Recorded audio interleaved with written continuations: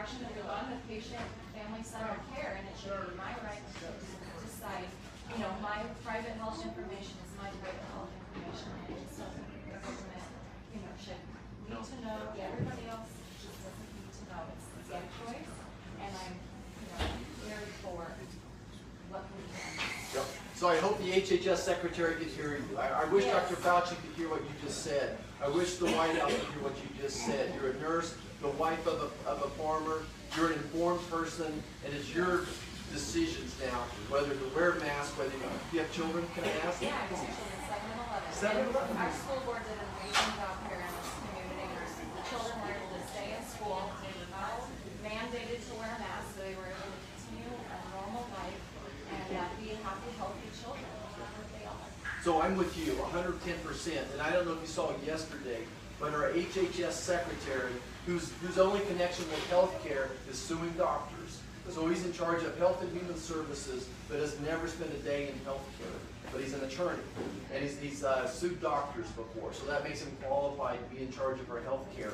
What he said yesterday, it is the government's business to know if you've been vaccinated or not, which is just the opposite. I bet if we polled this, 80% of Americans would say, no, it's not.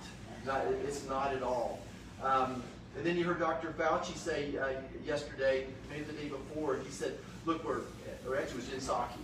She said, we need to go door to door because if we could just get in front of you, we can talk you in, we can explain to you why your kid should get vaccinated. You're a dumb, ignorant person from rural America. You can't make this decision for yourself. That's their maternalistic Marxism coming out. They really want to tell you that they know more about what's best for your children than you do.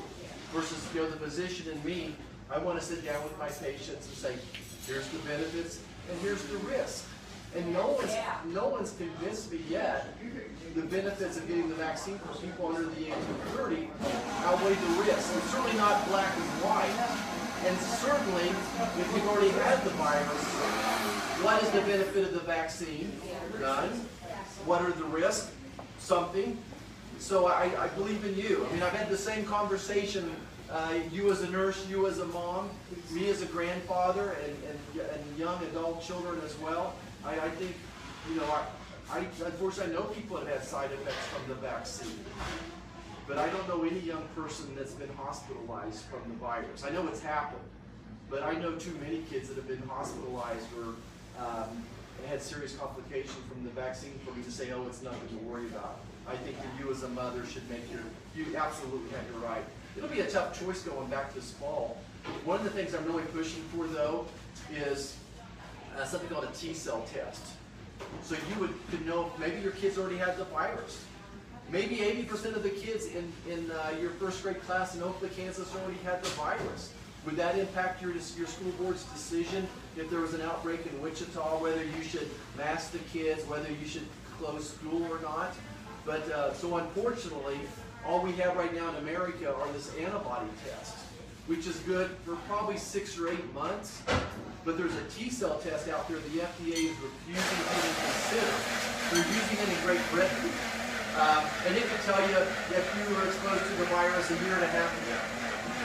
If you've been and have immunity as well. So I think that when I talk to Kansans, it's hard to rank the biggest concerns Kansans have, but I would think it would be violence in general, and then the attack on your civil rights, this being part of it.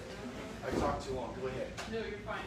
Just kind of detail on her question. I also work for the hospital OSHA. Is there, one, they're not giving any credit for natural immunity, as you alluded to. And two, as we're kind of downtrending out here, OSHA's cranking things up. And so now we at the hospital are having to do things that don't match what we're seeing in your case findings.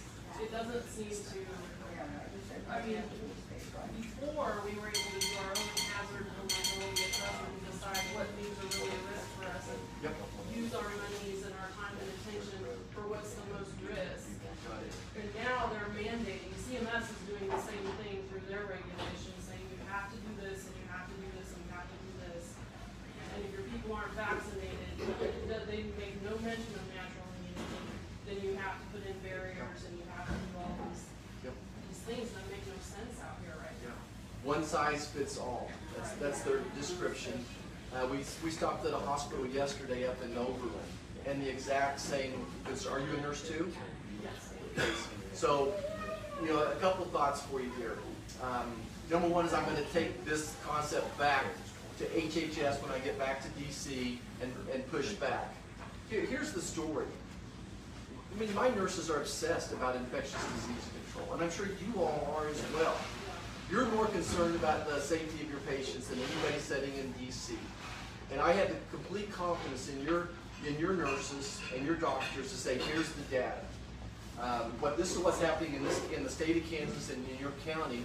Do the benefits of wearing masks and this impersonal relationship between a nurse and a patient versus walking in there and seeing a smiling face and all that, the mental health component of this when people are in the hospital for weeks at a time or in a nursing home for weeks at a time. Can I ask you, when's the last time you had a COVID patient admitted to your hospital? In January. So, and that's a real consistent answer for me.